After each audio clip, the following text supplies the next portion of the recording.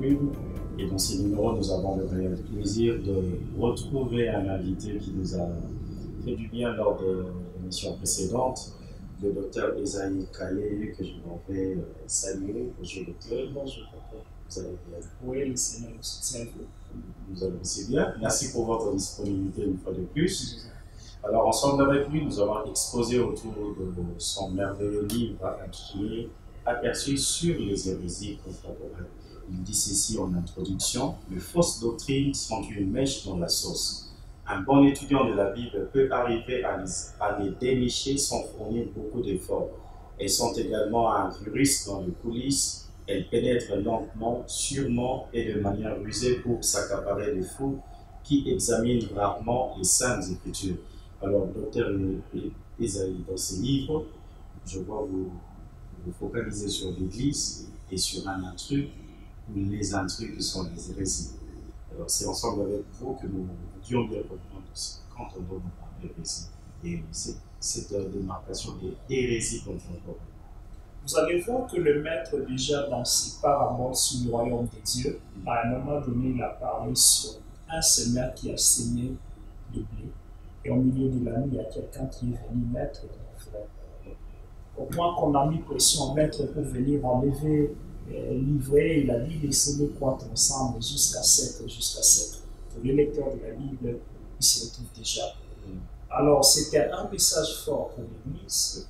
Il y a une doctrine que le maître a semée, qui est l'évangile du royaume de Dieu.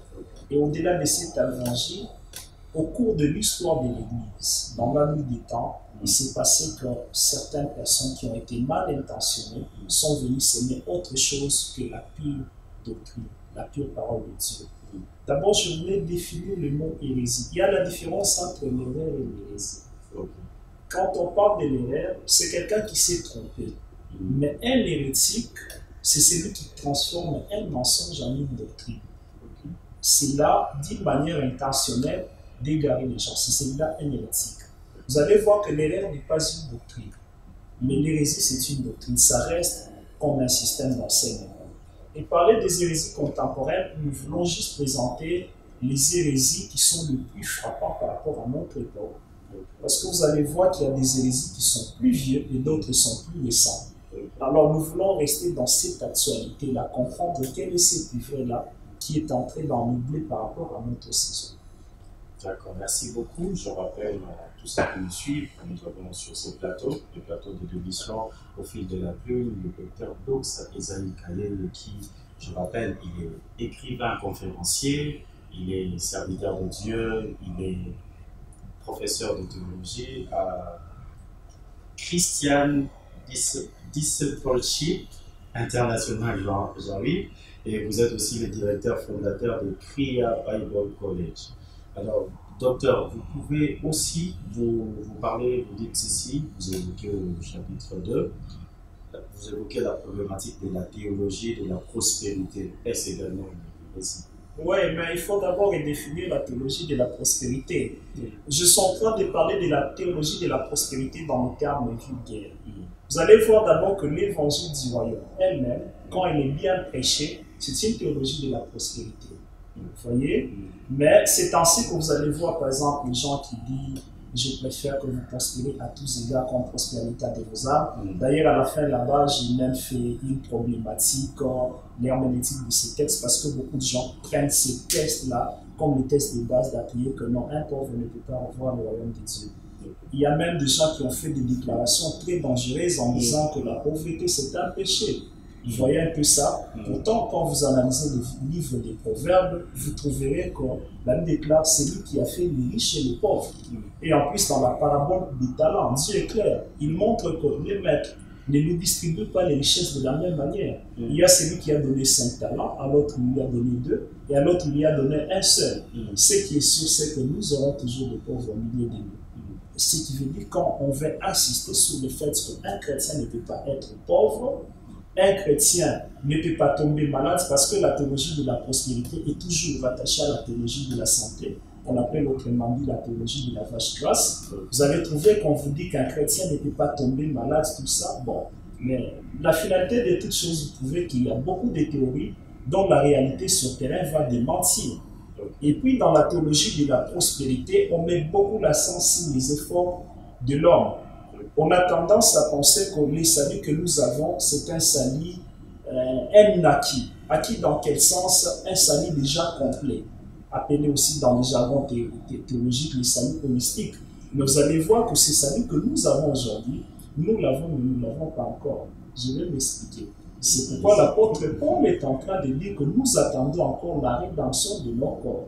Nous avons le salut en esprit, mais les corps continuent à gémir. C'est pourquoi nous mourons. Nous pourrissons, peu importe l'onction que nous avons eue dans cette chair. Voyez un peu ça. Alors, la théologie de la prospérité, elle s'écarte un peu sur la logique ou la philosophie de Dieu sur les biens matériels et sur la santé de l'homme.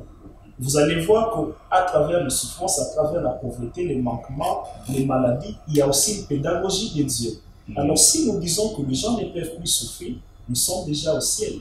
Si nous disons que les gens ne peuvent plus manquer, nous ne pouvons pas en tirer de la pédagogie de l'Éternel qui est à l'intérieur de certaines situations désastreuses qui nous arrivent. Et c'est une théologie très dangereuse pour l'Afrique. Posez-moi la question pourquoi. Parce que j'ai fini par découvrir que l'Afrique aujourd'hui est devenue comme un dépositoire, une poubelle doctrinale. Nous ramassons tout ce qui vient de l'étranger. Et aujourd'hui, bon, peut-être je vous ai précédé même à vos questions. Quand vous avez chez les Occidentaux, l'évangile de la prospérité est presque un révolu. Parce que le système médical est vraiment performant, au point que lorsque vous êtes malade, on vous traite très bien, les gens sont devenus riches, et ils ont shifté vers une autre forme de la théologie qu'on appelle hypagrée sous la grâce abondante, qui est prêchée d'une manière très abusive, cette théologie paulinienne. Voilà ce que je voudrais un peu dire en gros par rapport à la théologie de la prospérité. D'accord, merci. Nous restons dans le même chapitre. Ouais. Il y a un point où vous évoquez les tendances corollaires à la théologie de la prospérité. Ouais. Vous parlez de la théologie de la libération, théologie de la quatrième dimension, vous parlez des doctrines des confessions positives. Alors nous devions avoir une idée sur chacune des tendances que vous avez évoquées ici en quelques mots. Comme nous n'avons pas assez de temps, je voudrais aller avec les théologies qui sont courantes, surtout chez nous ici à Lubumbashi. La théologie de la quatrième dimension, qui a été présentée par un grand docteur, qui a fini d'ailleurs par s'en repentir avant sa mort. C'est un docteur coréen dont je mettais les noms.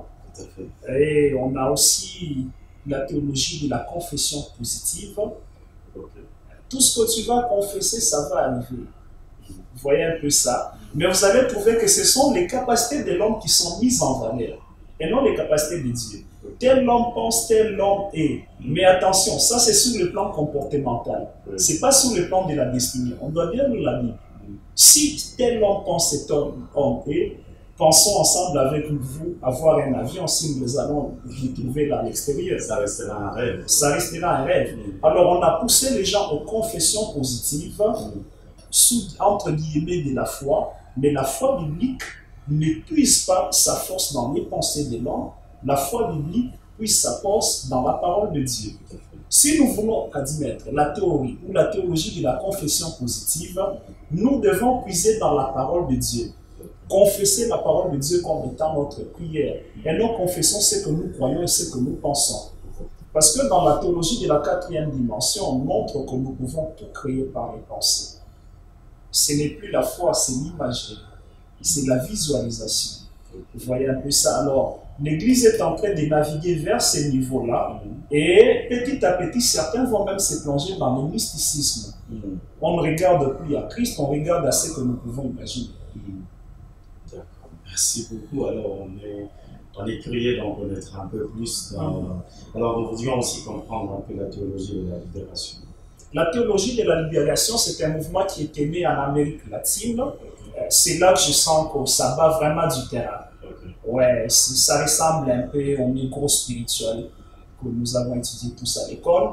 Ça ressemble un peu à un mouvement où on montre que par beaucoup d'efforts, nous pouvons libérer l'homme. L'objectif de la libération de cet homme-là, c'est de la souffrance terrestre. Vous voyez, juste de la souffrance terrestre, non du péché. Pourtant, vous allez voir que la lutte avec laquelle la Bible nous donne ici, c'est une lutte contre la chair, contre les péchés. Et pourquoi nous attaquons contre le problème d'hérésie? Parce que la sainte doctrine, c'est ça notre richesse. Je voudrais d'ailleurs donner une différence. Il y a la différence entre la sainte doctrine et la sainte doctrine, théologiquement parlant. doctrine, allez-y. Quand on parle de la sainte doctrine, c'est la doctrine de Dieu. Elle est sainte. Oui. Mais cette doctrine de Dieu, elle peut aussi être saine, parce qu'elle fait partie du système de la saine doctrine. Quand on dit une saine doctrine, c'est une doctrine qui est pure. Ça peut cadrer avec l'ecclésiologie, ça peut être la pneumatologie, ça peut être l'eschatologie, c'est la saine doctrine. Vous voyez, dans la sainte doctrine, nous voyons des doctrines qui sont prêchées dans leur pureté. Okay. Alors, l'héritage apostolique que nous avons, donc nous marchons tous sous les fondements des apôtres. Éphésiens 20, vous avez été bâtis sous les fondements des apôtres, et Jésus-Christ la pierre angulaire. Vous allez voir que Gilles va nous interpeller dans Gilles chapitre 1, le verset 3, que cette foi nous a été transmise une seule fois pour toutes. C'est-à-dire, vous êtes docteur, vous êtes pasteur, vous êtes apôtre, vous devez lire les apôtres pour comprendre ce que Dieu veut à son Église jusqu'à ce jour. Alors, quand vous ne lisez pas les apôtres, vous ne comprenez pas ce qu'ils sont en train de dire, vous pouvez facilement tomber dans les hérésies. Merci beaucoup, docteur Isaïe. Alors, au chapitre 3, en parlant de la théologie de la grâce abondante ou l'hypergrâce, on l'a évoqué tout à l'heure, à la page 35. Hypergrace, bon, on parle D'accord, c'est en anglais. D'accord. À la page 35, le dernier paragraphe, vous pouvez nous expliquer la pensée que vous avez soulignée dans ce troisième chapitre. Voilà. Je voudrais souligner une chose par cette pensée. Il y a la grâce, la manière dont elle est en train d'être enseignée aujourd'hui, ça conduit au libéralisme, au libertinage. Okay. Nous montrons que nous avons un Dieu qui nous a sauvés par la grâce et nous n'avons plus d'efforts à fournir, c'est fini. Vous voyez un peu ça, pourquoi? Parce que Jésus-Christ est mort pour les péchés, comme le paragraphe le dit, le péché passé, le péché présent et le péché futur. Mais attention, il faut savoir comment appliquer la mort de Jésus-Christ sur les individus.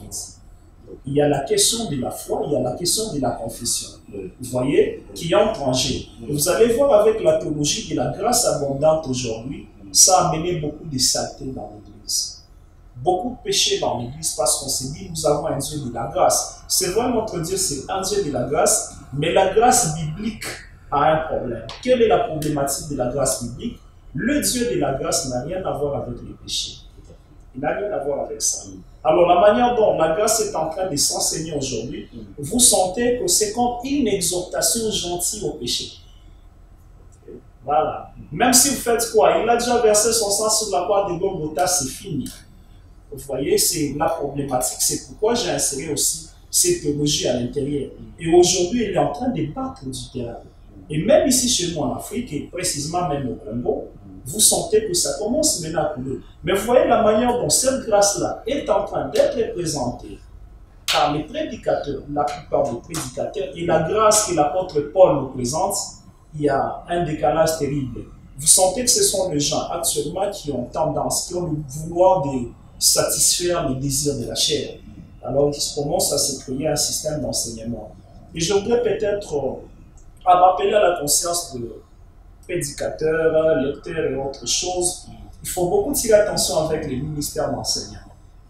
Ce n'est pas pour rien, je trouve, à mon analyse de la Bible, selon Jacques 3.1, ce n'est pas pour rien que Dieu a restreint le nombre des enseignants. Il dit qu'il n'y a pas beaucoup de ceux qui enseignent. Nous allons voir quand on parle de la prophétie, 2 ou 3 peuvent prophétiser, mais les autres vont discerner. Voyons, on peut avoir beaucoup de prophètes, mais pas beaucoup d'enseignants.